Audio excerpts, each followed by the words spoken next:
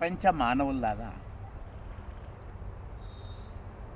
ఈ మామిడి చెట్టు ముందు ఉందా, కాయ ముందుందా, ఇత్తనం ఉందా?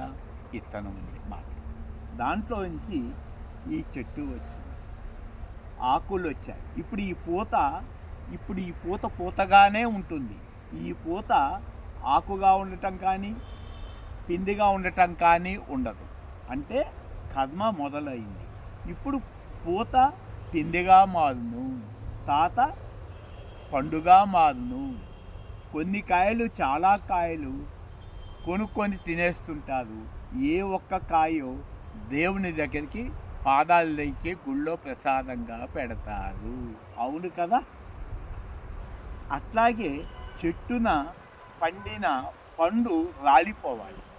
అట్లాగే నీలో ఉన్న, మనసులో ఉన్న కర్మలన్నీ కూడా, పాపకర్మలన్నీ, పుణ్యకర్మలన్నీ మొత్తం కూడా రాలిపోయి ఈ దేహము రాలిపోవాలి.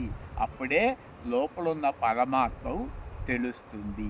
దేహమే దేవాలయం, ఇందున్న ఆత్మయే దైవము. అంటే పంచభూతాలు పుట్టకముందే లోపల దైవం ఉన్నాడు. నువ్వు దైవమైనప్పుడు పంచభూతాల కన్నా ఆ గొప్పవాడివి అవుతావు. ఇది peace of mind Swami message.